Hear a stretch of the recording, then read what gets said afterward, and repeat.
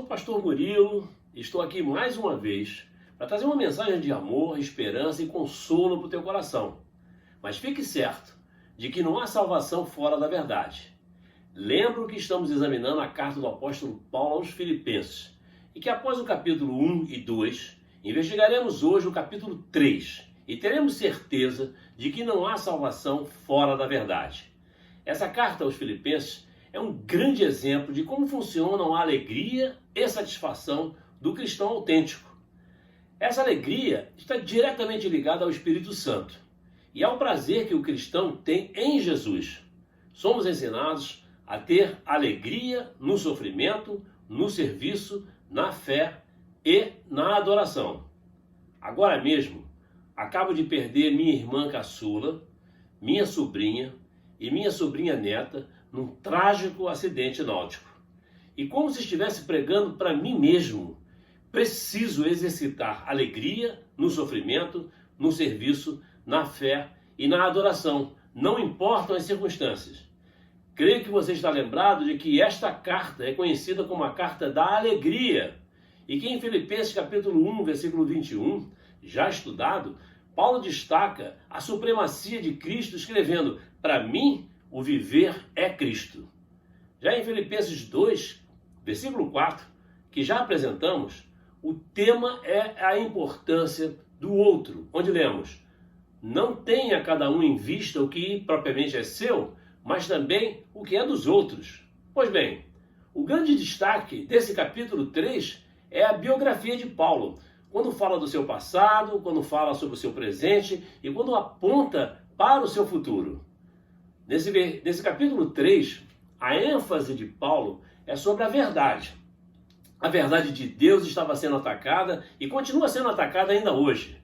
Atacada não apenas pelos críticos da fé cristã, mas por aqueles que se infiltram nas igrejas com falsa piedade e pregando heresias. Em Filipenses capítulo 3, versículo 1, Paulo volta ao tema principal dessa carta, que é a alegria.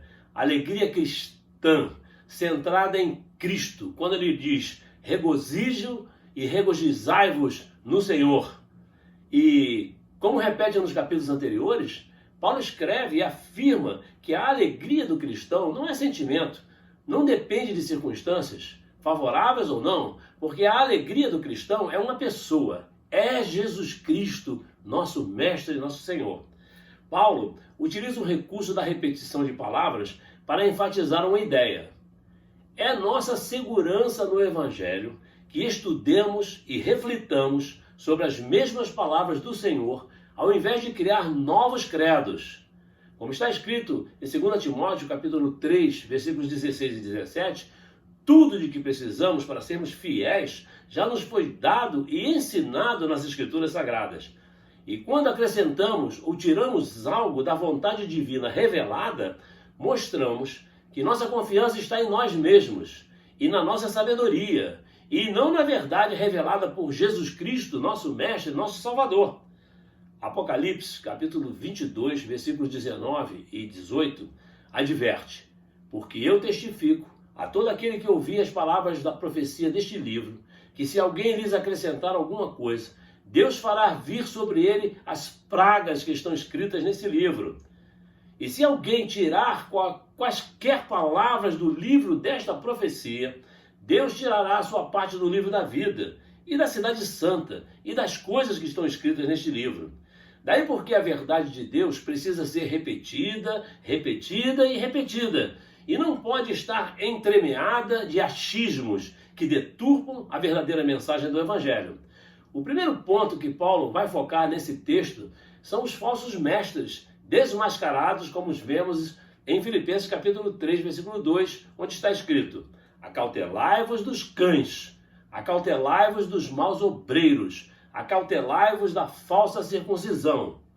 O alerta de Paulo é: vigiai, vigia, abre os olhos, cuidado com os travestidos de ovelhas, que com suas mentiras e hipocrisias tentam entrar no meio do rebanho de Deus para destruí-lo. E Paulo caracteriza esses fatos e esses falsos mestres como cães, maus obreiros e falsos circuncisãos. Provavelmente esses cães, maus obreiros, eram os judaizantes, Quem eram os judaizantes?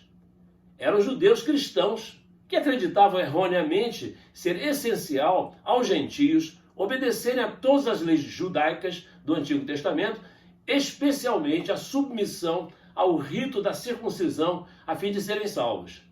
Tentavam juntar ao cristianismo a fé judaica, querendo transformar o cristianismo numa seita judaica. Os judaizantes tinham o entendimento de que nenhuma pessoa poderia ser salva a não ser que obedecesse rigorosamente ao rito da circuncisão. E dessa maneira, tentavam convencer os cristãos de que a salvação não era mediante a fé pela graça, mas que era um trabalho conjunto de Deus e o homem, a ponto de, se o homem não se circuncidasse, a salvação não seria eficaz em sua vida. Meu irmão, minha irmã, Paulo criticava os judaizantes por interpretarem o cristianismo de modo errôneo. Veja que acreditavam que o que os tornava crentes era a circuncisão, ou seja, cortar e mutilar a carne, e não a dádiva da graça recebida gratuitamente de Cristo Jesus, nosso Senhor e Salvador. Quem são os judaizantes de hoje? Muito bem, são os que dizem que as pessoas devem acrescentar algo mais à fé e à obra de nosso Senhor Jesus Cristo. Negam a essência do Evangelho de que a salvação é somente pela graça, independentemente do mérito e do rito.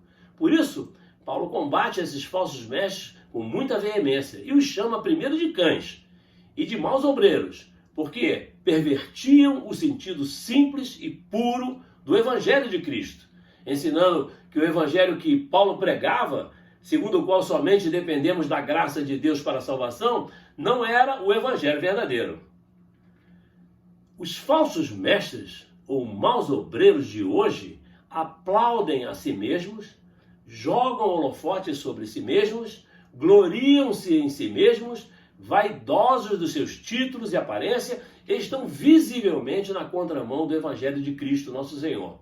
Paulo, em seguida, fala da falsa circuncisão e contrasta uma incisão, um corte na carne, com a circuncisão do coração, a qual o Senhor se refere. Embora a circuncisão fosse um rito físico instituído por Deus em Gênesis capítulo 17, versículo 10, mas ela tinha um significado espiritual. Paulo, em Romanos capítulo 4, versículo 11, diz que a circuncisão era o selo da justiça pela fé. Esse rito foi substituído pelo batismo cristão, conforme está escrito em Colossenses capítulo 2 e versículos 11 a 13. E Paulo enfatiza que o verdadeiro circuncidado não é o circuncidado na carne, mas aquele que é circuncidado no espírito. Aquele que pôs sua confiança na graça de nosso Mestre Jesus Cristo.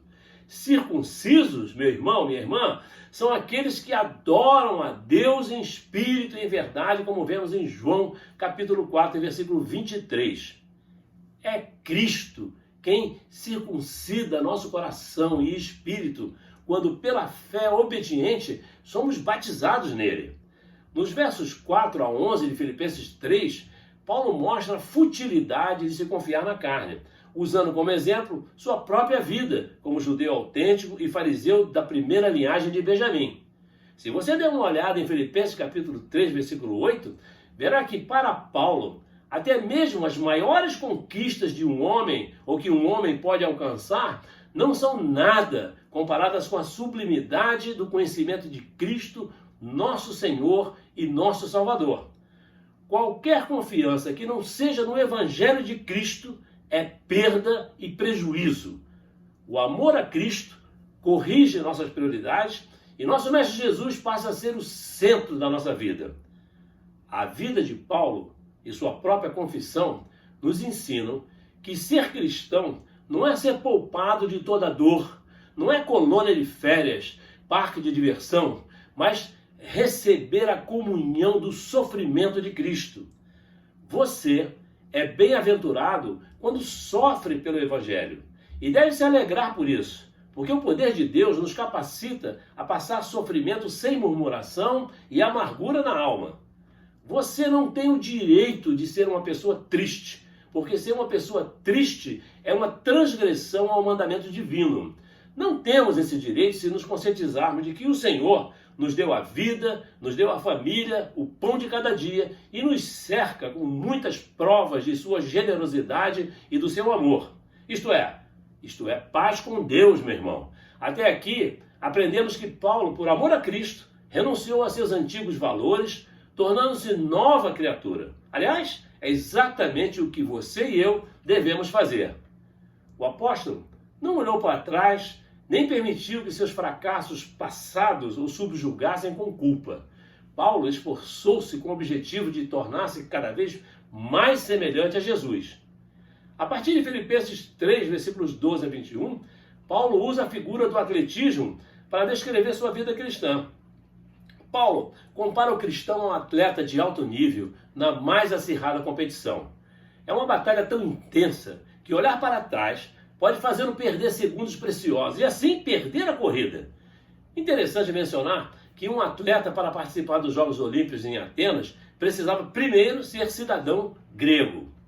Assim também nós não corremos a carreira cristã para ganhar o céu, vez que já somos cidadãos do céu, como vemos em Filipenses capítulo 3, versículo 20. Paulo estava totalmente comprometido e, como atleta diligente, mantinha seu trajeto sem se desviar ou olhar para trás, buscando o prêmio maior, como vemos em 2 Timóteo capítulo 4, versículo 7.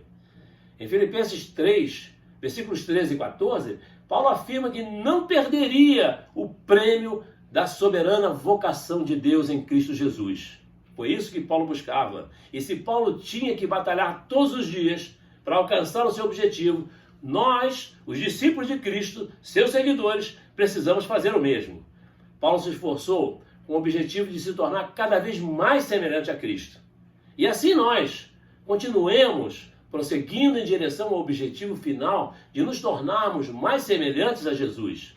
Não olhe para trás, como fez a mulher de Ló em Gênesis capítulo 19, 26, que se transformou numa estátua de sal por desobedecer à ordem dada por Deus. Mas siga em frente, meu irmão, olhando somente para Jesus, nosso Mestre e Senhor. Quem corre, fixa os olhos na meta de chegada. O que olha para trás, perde a velocidade, perde a direção e a corrida. E segundo o nosso Mestre Jesus, não é apto para o reino de Deus, conforme você pode conferir em Lucas capítulo 9, versículo 62. Paulo ensina, em Filipenses capítulo 3, versículo 13, que o cristão maduro jamais deve se sentir satisfeito com suas vitórias espirituais, muito menos se comparar aos cristãos indecisos e inertes. Em Gálatas capítulo 2, versículo 20, parte A, Paulo afirma: já estou crucificado com Cristo e vivo, não mais eu, mas Cristo vive em mim. Assim, podemos dizer que Paulo se espelha no nosso Mestre e que nós devemos ter Cristo como nosso padrão. Essa é a postura do cristão maduro. Autoavaliação honesta e esforço para melhorar mais e mais a cada dia. A mente do apóstolo é voltada inteiramente para fazer a vontade de Deus. E a sua? E a nossa? Há muitos crentes que dividem sua atenção com muitas coisas. São como semente lançada no espinheiro. Destaco a determinação de Paulo em tudo o que fazia. Antes de conhecer Cristo, era um perseguidor imbatível da igreja, como você pode conferir em Filipenses capítulo 3, versículo 6. Agora, um defensor imbatível de Cristo, como vemos em Filipenses capítulo 3, versículo 14. Paulo conclui seu pensamento em Filipenses capítulo 3, versículos 15 a 16, afirmando: todos, pois, que somos perfeitos, tenhamos esse sentimento. E se, porventura, pensais de outro modo, também isso Deus vos esclarecerá. Todavia, andemos de acordo com o que já alcançamos. Paulo ensina que não basta apenas vencer a corrida, mas, sobretudo, seguir as regras.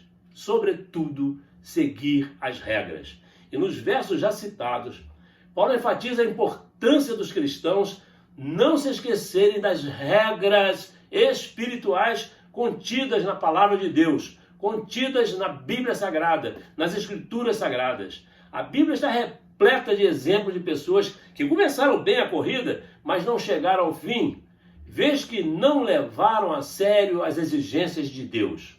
E nos versos finais de Filipenses, capítulo 3, versículos 17 a 21, Paulo desafia os filipenses a imitarem a Cristo, seguindo o próprio padrão e exemplo do nosso Mestre Jesus.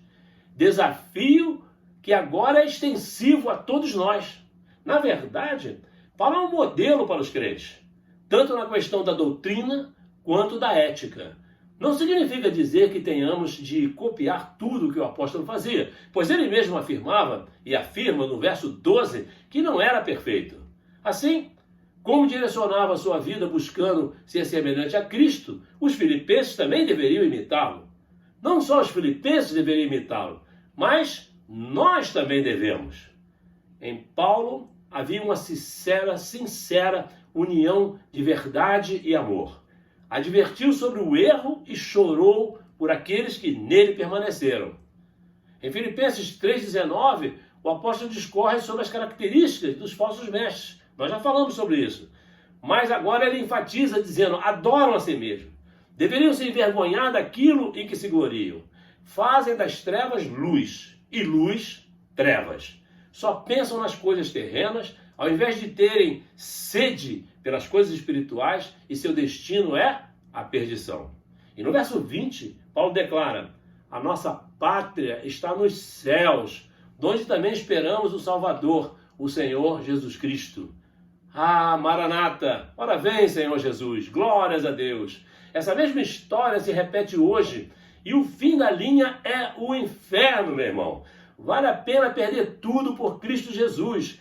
Creia, meu querido, minha querida, não há salvação fora da verdade. Pronto, nosso bate-papo fica por aqui. Se você ainda não se inscreveu no meu canal no YouTube, não deixe de fazê-lo. E não esqueça de compartilhar esse vídeo com seus amigos e parentes. Graça e paz. Eu te amo. Nunca esqueça disso. Amém? Glória a Deus.